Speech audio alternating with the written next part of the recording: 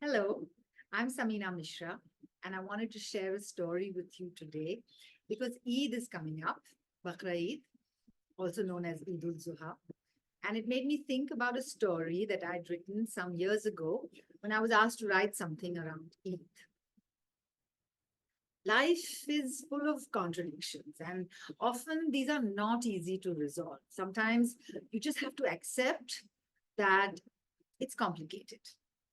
So, even as I love to eat a good biryani and a korma, and I'm hoping to do that with friends on Eid this week, I did write a story from the goat's point of view. Here is the goat that got away. Ismail was a billy goat, the stud of the Zakir Nagar streets.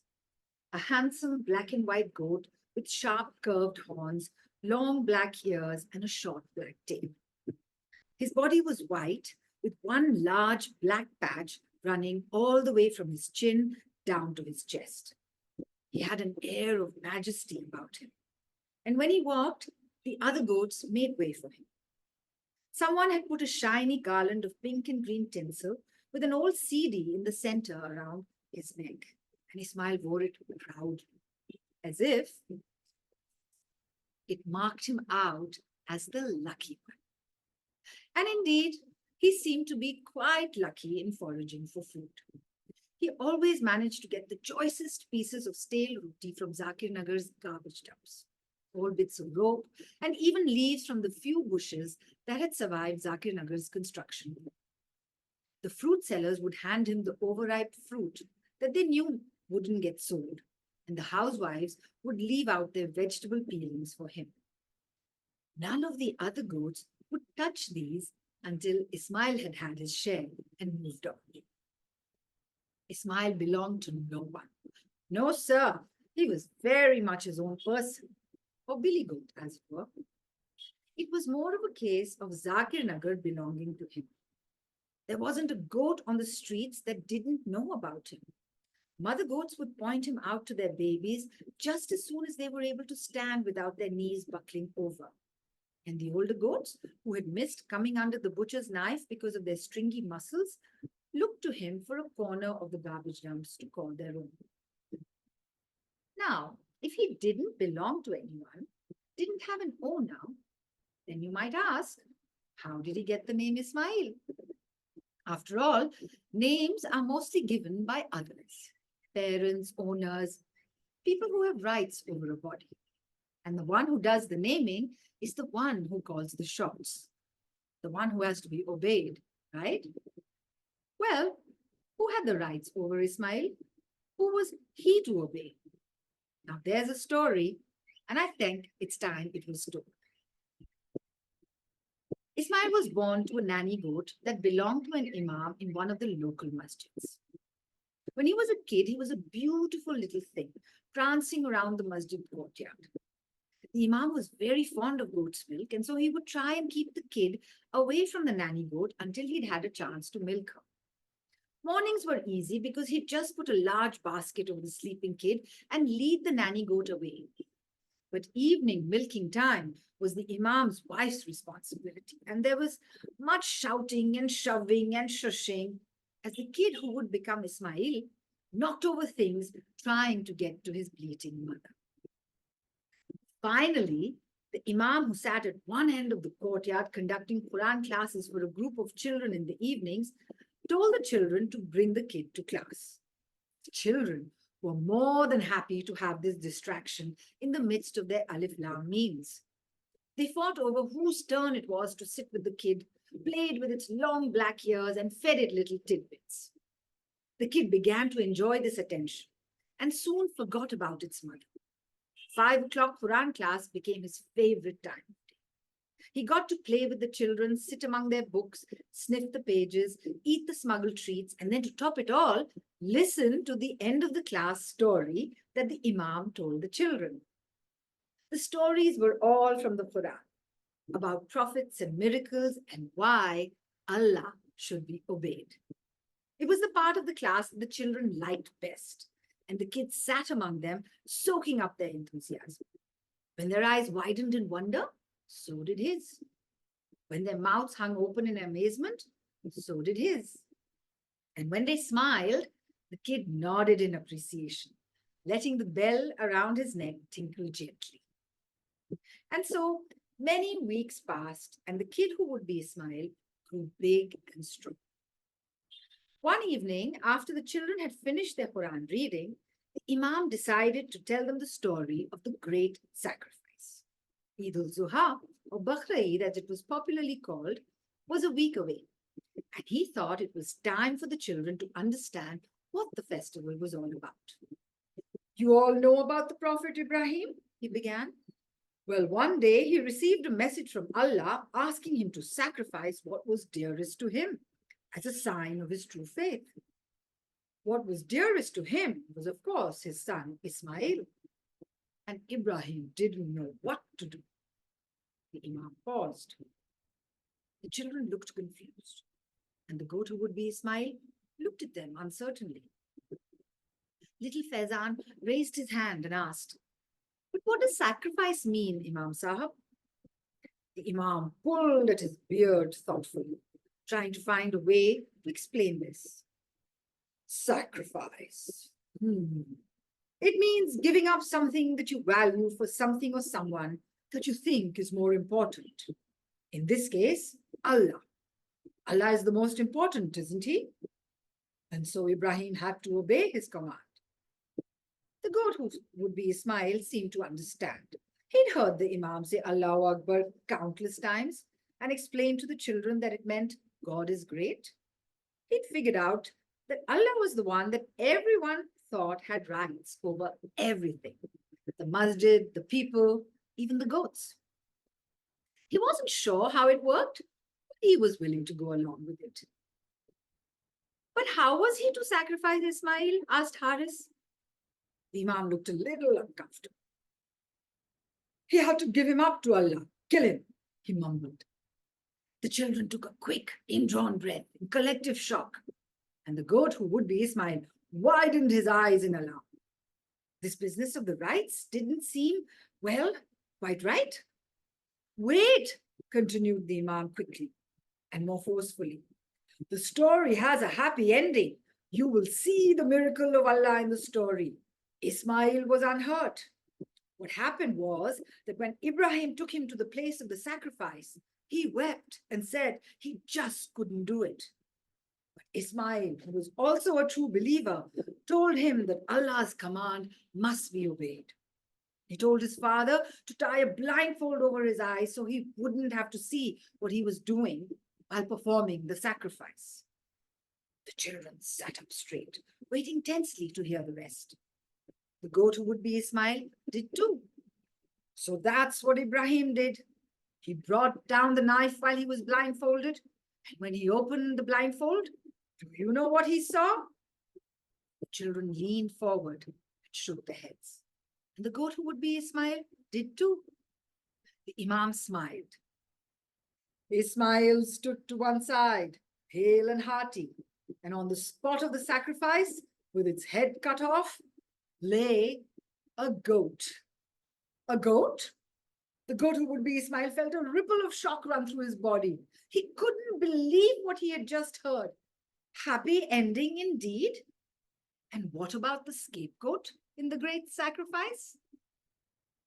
The children began to chatter, oblivious to the goat's presence. He felt forgotten and forlorn. So he stood up, and before he even knew what he was going to do, he bolted. Right through the masjid's courtyard, out of the doorway and down the gully. He ran and he ran and he ran. He ran past honking cars, crowded sheep, sleeping dogs, wailing babies. He ran through Zakir Nagar and Patla House, turned left at the end of the sloping road near the bus stop, slowed down as he went past Khalilullah Masjid and huffed his way down the river. The sun was setting as he reached the riverbank, and the golden sunlight made the Yamuna look more picturesque than it actually was. The washermen were pulling their clothes off the lines, and some young boys were playing cricket. The goat who would be Ismail flopped down near some bulrushes and breathed deeply. He looked out over the river and pondered. Was this a goat's life? He sighed. The story ran through his head. Ibrahim, Allah, Ismail, the dearest thing. Hang on a minute, thought the goat. The dearest thing. It has to be the dearest thing, not a goat. Hurrah! I'm safe. I'm not the dearest thing, thought the goat who would be Ismail. I'm safe.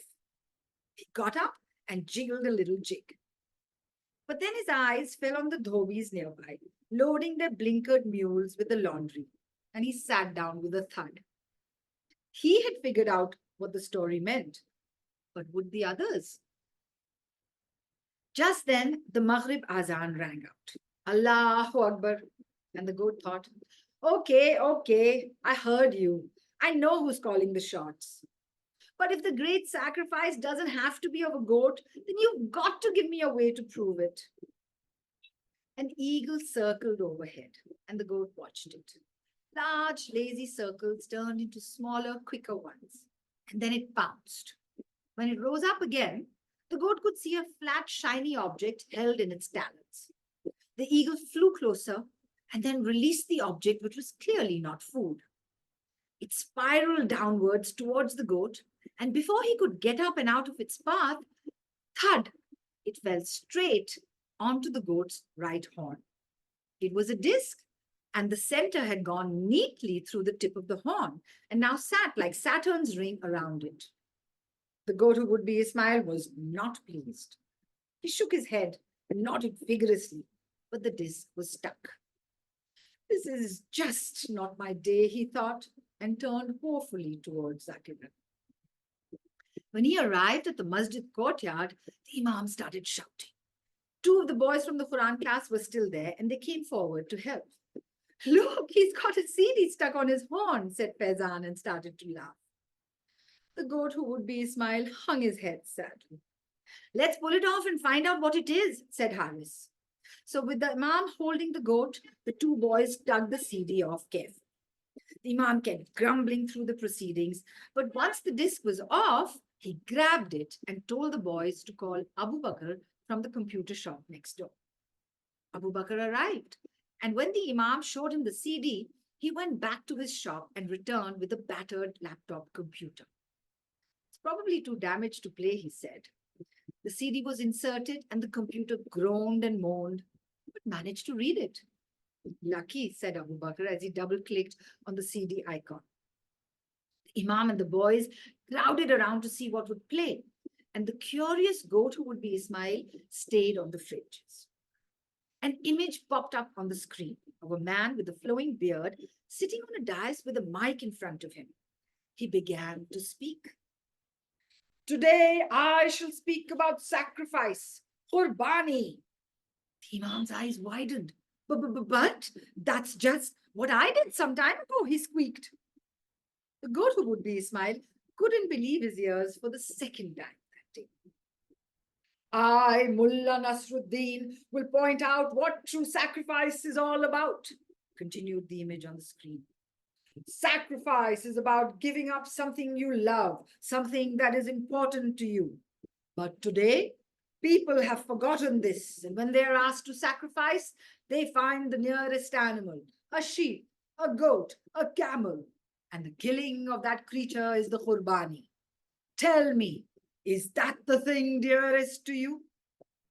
The Imam and the goat stood transfixed, both with their own thoughts running wild. The image began to pixelate. I think not, thundered the voice. And then suddenly, the image froze. Abu Bakr tried to quit it, play it, restart it, but nothing seemed to work. Meanwhile, the Imam was in a bit of a daze. It is a divine coincidence, he muttered.